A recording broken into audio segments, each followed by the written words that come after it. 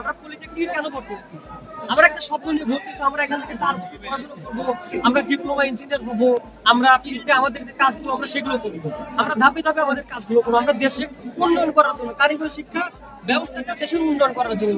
যদি অন্যান্য দেশে দেখেন, যদি ভারতের কথাই বলি, সেখানে আপনি ইউনিভার্সিটি বলেন, ইনস্টিটিউট বলেন বা কলেজ বলেন, সেখানে ডিপ্লোমার পাশাপাশি বিটেক করার সুযোগ দেয় তারা, উচ্চশিক্ষা। এখানে আপনারা যে বলেন যে আমরা সিন্ডিকেট করতেছি, সিন্ডিকেট ভাই আপনারা করতেছেন। ওখানে 4 বছর ডিপ্লোমা করার পর বা 3 বছর ডিপ্লোমা করার পর তারা সরাসরি বিটেক করার সুযোগ পাচ্ছে, তাও সরাসরি সেকেন্ড সেমিস্টার হোক, থার্ড সেমিস্টার হোক পাচ্ছে। আমাদের এখানে শুধু একটা আছে দুইটা কত সিট আছে, 120টা। বাংলাদেশে কি এমন কি যে 120টাই মেধাবী আছে আর কি নাই? অনেক মেধাবী তাদের উচ্চশিক্ষার সুযোগ পাচ্ছে না। 50% দেশের বাইরে যেতে হচ্ছে কেন? শুধুমাত্র এই সিন্ডিকেটের জন্য। আমরা চাচ্ছি যে আমাদের এই যুক্তিগত আন্দোলন মানতেই হবে, আমাদেরকে উচ্চশিক্ষার সুযোগ দিতে হবে।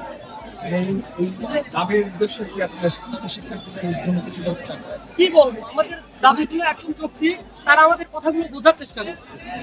এখানে নয়শো কোনো কথা না, এটাই বাস্তব।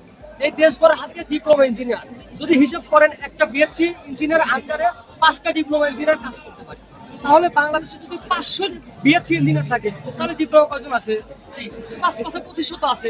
তাহলে কি তারা দেশ উন্নয়নে কারা বেশি ভূমিকা রাখে? অবশ্যই ডিপ্লোমা ইঞ্জিনিয়ার। আজকে দাবিটা পদক্ষেপটা কি হবে? আমরা আরো কঠোর পদক্ষেপ নেবো, কেননা আমরা আমাদের দাবি করে থাকবো না। দোষমকে আমাদেরই থাকবে। আমরা রক্ত দিয়ে হোক, জীবন দিয়ে হোক, আমরা এটা ছেড়ে দিতে রাজি না। এখানে কোনো কম্প্রোমাইজ নেই।